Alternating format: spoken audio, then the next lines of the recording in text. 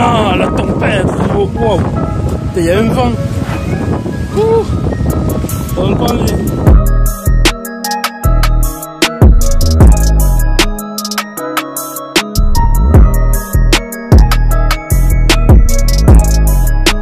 Tous les amis, j'espère que vous allez bien, les gars. La casquette du Lord, un peu aplatie. De suite, on se sent mieux. Regarde-moi ça, Chris. Regarde la licorne. Elle est devenue encore plus balèze en la nettoyant. Bon, aujourd'hui, les gars, rien de transcendant. Alors, en tout premier lieu, je dois, tu vois, le XR là, bam. J'ai commencé à le dépouiller et à le vendre en pièces, tout simplement parce que je ne m'en sers pas. Je n'ai pas la roue arrière. Et puis voilà quoi, ça sert à rien d'avoir un engin, bim bam. Donc ce que je fais, c'est que je récupère toutes les pièces qui m'intéressent ou qui pourraient casser à l'avenir sur ma machine ou le CRF de madame. En cas pour avoir un stock, parce que ça devient très compliqué, frérot, à trouver. Or des prix démesurés, comme on dit. Et surtout, il faut que je démonte le GB4, donc le moteur d'origine qu'il y a dessus, pour l'envoyer à quelqu'un qui me l'a acheté hier. Alors ce que je vais faire, c'est que je vais commencer par ça. Et puis ensuite, on passera à la chose qui t'intéresse le plus, le déballage du colis VSX. VSX. Bon les gars, on vient installer la petite lumière annexe, car il fait un temps dégueulasse dehors. Regarde-moi ça, c'est pourri.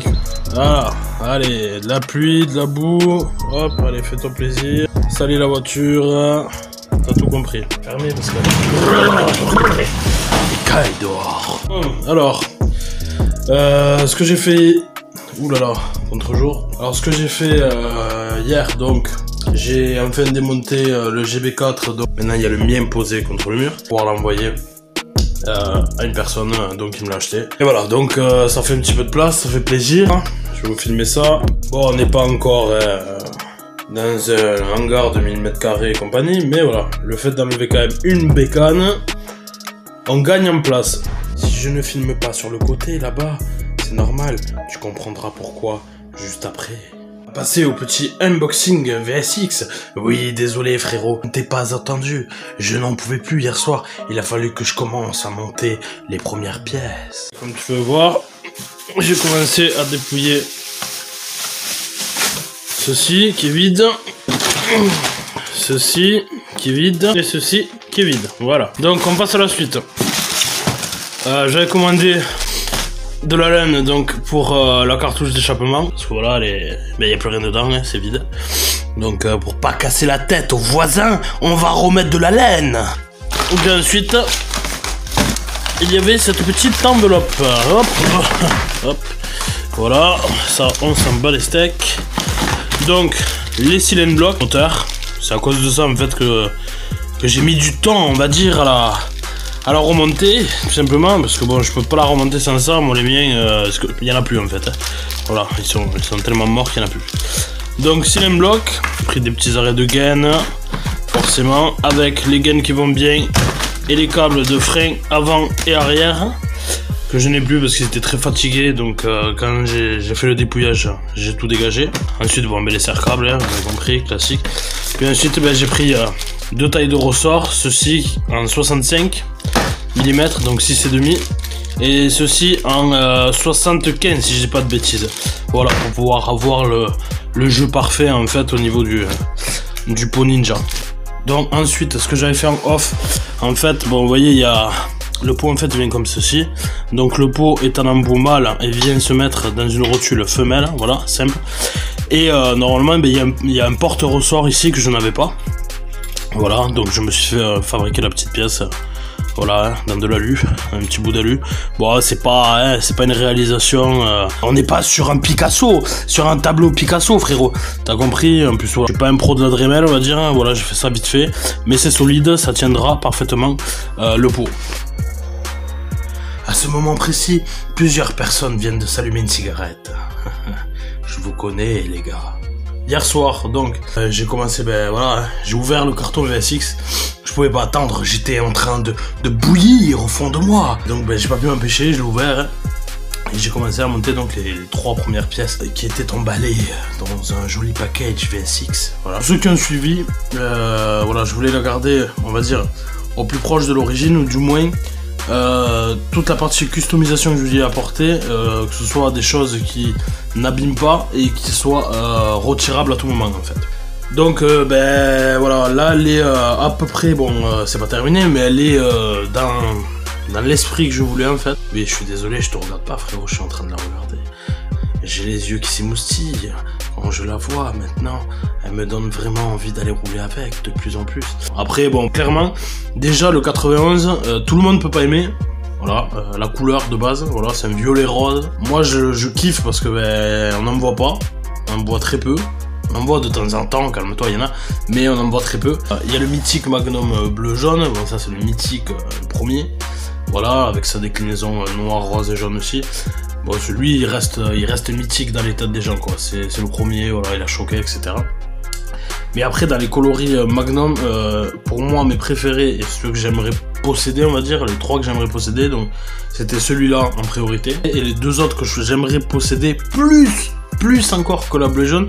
La bleue jaune, si vous préférez, dans mon esprit, elle est classique, elle est mythique, c'est limite le modèle qu'il faut avoir pour commencer une collection 51. Ensuite la bleue océan, donc la violet et bleu océan pailleté, celle-là elle est d'enfer. Quand tu la vois dans la nuit, on dirait qu'elle est noire, tu vois, violet.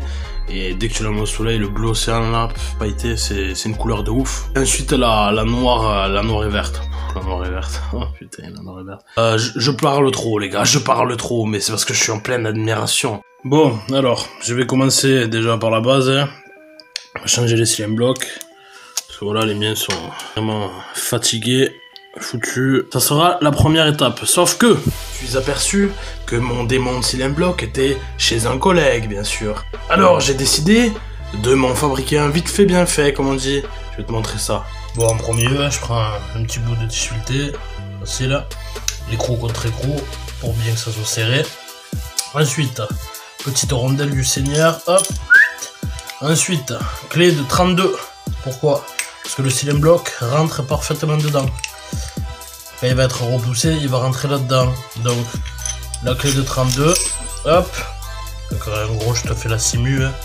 Voilà, le cylindre bloc, bam bam, tu pousses, il rentre dedans. Et de l'autre côté, douille de 23, frérot. Tu mets ta douille, qui fait pile la largeur en fait de ton cylindre bloc. Une autre rondelle, hop. Et le petit écrou, voilà. Outil des mondes cylindre bloc fait maison. Allez, voilà, le premier, c'est torché. On va faire le second.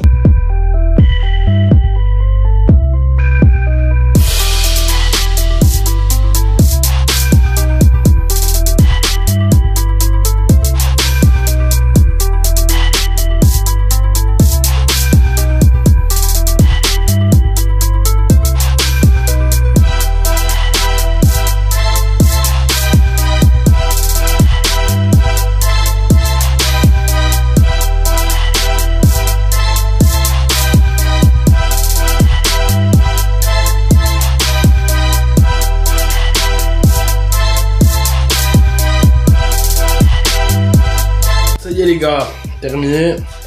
Cylindre bloc monté. Bon ben jour 4 les gars. Très mauvaise nouvelle pour moi. J'ai explosé mon portable, voilà. La douille de 32 est tombée dessus. Adieu, tout, l'écran, la totale. En plus moi je commençais à avoir la batterie. Je commençais à fatiguer depuis quelques temps. Donc voilà, bon ben on a investi les gars. Nouveau téléphone, alors excusez-moi, je sais pas si la transition va se faire bien au niveau de la qualité. Donc à partir de ce moment-là, je filme avec le nouveau, t'as compris. Alors je suis dégoûté parce que bien sûr, j'avais des rushs que j'avais pas eu le temps de mettre sur ma carte mémoire. Forcément, ben, j'ai perdu les rushs où je montais les câbles de frein. Voilà, rien de ouf, hein, câble de frein monté. Ici aussi, mais en provisoire, bien entendu, parce que j'attends cette foutue chambre à air que j'ai commandée. Ça devrait arriver... je sais pas, je vais aller voir, t'es. C'est la tempête dehors! Non, la tempête! Oh, wow! Il y a un vent! Ouh! Ça donne pas envie! Dans les arbres! Regarde-moi ça! Ouh! Putain que ça donne pas envie! On va vite se remettre au garage, t'as compris? Allez, voyons! Ah putain. Bien sûr, elle veut pas s'ouvrir quoi. Ah, on vient de recevoir un paquet des USA.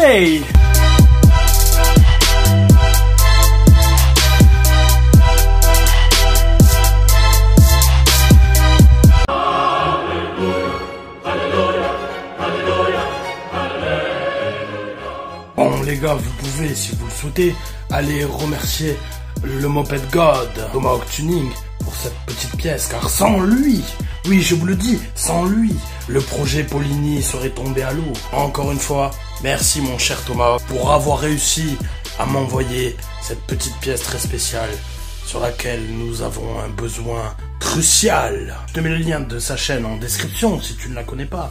Big up mon frérot. Bon les amis, je vous remercie d'avoir suivi la vidéo jusqu'ici. Si tu es arrivé ici, mets un gros pouce bleu, ça m'aide à me soutenir et à savoir si la vidéo t'a plu. Commente, tu le sais, j'aime répondre à tout le monde, j'adore ça frérot. Prochaine vidéo, très certainement donc la partie 2, où je finis enfin la Magnum.